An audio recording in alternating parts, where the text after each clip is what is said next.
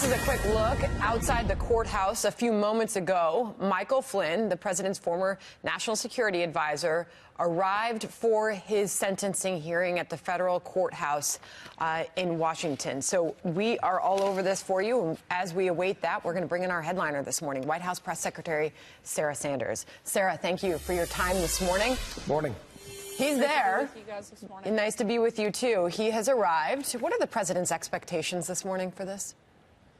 Look, we don't have expectations, but certainly we have a lot of concerns, and I think that the judge did as well, which is why he requested additional information, particularly about the way the FBI broke every standard protocol that they have. And we know that because of James Comey's actual comments that they threw FBI protocol out the window for one reason and one reason only, because it was the Trump administration and they thought they could get away with it. That gives certainly a lot of concern for how this was conducted. They even convinced Michael Flynn not to include White House counsel's office in the interview. A lot of problems here, and we'll see what the judge does later today. Are you arguing that he was entrapped?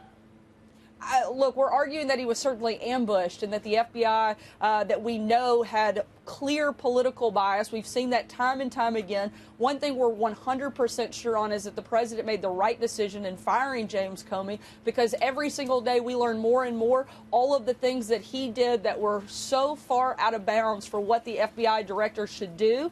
And we'll see how that plays out in court today. Well, just one more question on this. But certainly that's one thing that we're 100% certain on. The president tweeted earlier today, good luck today in court to General Flynn. And then he also said it'll be interesting to see what he has to say. Is there an expectation as to what Flynn could say in court in terms of explaining this? No, but I do think I think all of America is interested in what he has to say. I think that's why we've seen so much coverage on his sentencing. There's been lead-ups and countdowns since yesterday talking about the fact that this is taking place. And we're tuned in, and we'll see not just what he has to say, but also what the judge has to say and how he will react to what we know the FBI did in terms of the way that they ambushed Michael Flynn in the interview process that took place here at the White House. So we await that. Meanwhile, here's the latest from James Comey on the president. It undermines the rule of law. This is the President of the United States calling a witness who has cooperated with his own Justice Department a rat. This is not about Republicans and Democrats. This is about what does it mean to be an American? What are the things that we care about above our policy disputes, which are important? There's a set of values that represent the glue of this country, and they are under attack by things just like that. We have to stop being numb to it. Sarah, how is the president responding to the former FBI director saying that President Trump, is undermining the rule of law? I think the last person that we're going to take any lecture from about the values of this country is from a self-admitted liar and leaker that we know James Comey to be. There's no doubt that he did a tremendous number of things wrong and brought outrageous corruption to the FBI. He led it with a political bias that is unheard of at an agency like that. And so he'll be the last person that we're going to take any type of lecture from. What we know is that we're fighting every single day to make America better for the people of this country. It's why the president is so focused on making sure we have a strong economy, getting good trade deals, defeating ISIS, remaking the judiciary, and fighting for border security like we are seeing him do this week, like you've seen him do every day since he took office. This is a president who's fully committed to supporting and reflecting the values of the American people, and we certainly won't be lectured by James Comey about that. Stay on border security here. Has the White House communicated to the Senate what you're willing to accept? In terms of a dollar amount for a continuing resolution, what would that number be? We've been in continuous and will continue to have these conversations with both Senate and House Republicans and Democrats. Our team has been in constant communication. We're continuing to do that. I'm not going to negotiate here, but we've been talking to them even as late as this, just as recently as this morning. Those conversations continue. The president has been clear, Bill, about what the parameters are that he wants to see in the legislation, and we hope Democrats will not play games and support legislation, frankly, that they've supported in the past. Got it. But Democrats have voted for legislation that we want to see happen. Yeah, I apologize for the interruption. I'm just trying to nail this down. If the president wants $5 billion, would he take $2.5 billion? Would that be an acceptable number? We have other ways that we can get to that $5 billion that we will work with Congress if they will make sure that we get a bill passed that provides not just the funding for the wall, but there's a piece of legislation that's been pushed around that Democrats actually voted 26-5 out of committee that provides roughly $26 billion in border security, including $1.6 billion for the wall. That's something that we would be able to support as long as we can couple that with other funding resources that would help us get to the $5 billion. That is a partial yes, but it sounds like the answer, or the solution rather, is more creative than we are led to believe. Accurate? Look, we've been very clear with members of both Republicans and Democrats, the House and the Senate, on what we want to see, and we want them to work with us. At the end of the day, we don't want to shut down the government. We want to shut down the border from illegal immigration, from drugs coming into this country, and make sure we know who's coming and why they're coming. And that's what the president is focused on, and he's not going to back down until he gets what he needs to make sure the people of this country are protected. Sarah, as far as the communication with the Senate, and we just played sound of multiple senators who say if there's a plan we don't know about. I mean, what is the communication there? What can you say publicly about the state of negotiations?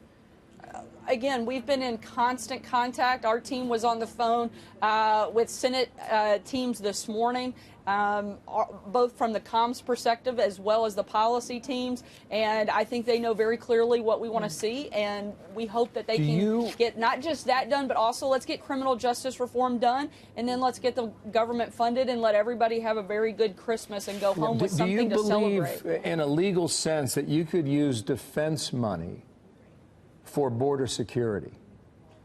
There's certainly a number of different funding sources that we've identified that we can use, that we can couple with the money that would be given through congressional appropriations that would help us get to that $5 billion that the president needs in order to protect our borders. So you're exploring this, and you think legally you could do it? Absolutely. Obamacare could return to the Supreme Court. We're seeing some Republicans even distance themselves from this ruling. Where does the president stand on this issue today, Sarah? We've known that Obamacare has been unconstitutional from the beginning. What we want to see is health care that actually protects pre-existing conditions, but also is affordable for Americans across the board. The president would love to work with Republicans and Democrats when we come back in the new year and do exactly that and create a health care system that actually works for everybody, not just picks winners and losers, and has skyrocketing costs like we've seen under Obamacare. Finally, there is an event that we're waiting on about U.S. Space Command. What news are you prepared to break about what the American people need to understand in terms of the vision the White House has for what this program could be? Certainly, this is something that's been a priority for the president, which is why he asked the vice president to lead this effort. And since that event is about to start, I'll let the vice president make that news. But I would encourage everybody to tune in. I think it'll be a great thing for our country and certainly a great thing for national security. We're watching the vice president right now on the split screen. I know you can't see it, but want our viewers to know that. Sarah, thank you for your time. I want to come back to General Flynn, and because he will be in court in 45 minutes. Will you and the president be watching that at 11 a.m. Eastern Time? Certainly we'll be tuned in. I'm not sure if the president will. He's got a lot of meetings and other things this morning, and if he doesn't have a chance to watch it, I know we'll update him on what happens, but certainly we'll be tuning in to see what happens. Only because earlier in our discussion here, you described what the FBI did as an ambush. Can you be more clear about how you believe that went down? Well, I think it's very clear by James Comey's own public comments of the fact that they sent people over here, encouraged Flynn not to include White House counsel's office, which would be totally out of protocol for an FBI interview. They went around, and he even said they did this because they thought they could get away with it because the Trump administration was new. But do you believe the tactics were illegal? That's something that the court will have to determine whether or not it was illegal, but it was certainly inappropriate and certainly not the way that the FBI should conduct itself as the leading law enforcement agency of this country. Last point on that. Do you and the president believe that Mike Flynn broke the law? You know, that's something, again, that we'll let the courts make that determination, and we'll see what happens in that later today. But certainly, I think one thing is definitely clear is we think that the FBI went outside of the bounds and the scope of what and the way that they should operate in the way that they conducted themselves in interviewing Michael Flynn. We are well out of time, but we appreciate your time today. Thank you. Come back soon. Merry Christmas to you at the White House. Thank you, Sarah Sanders. You bet. Thank you.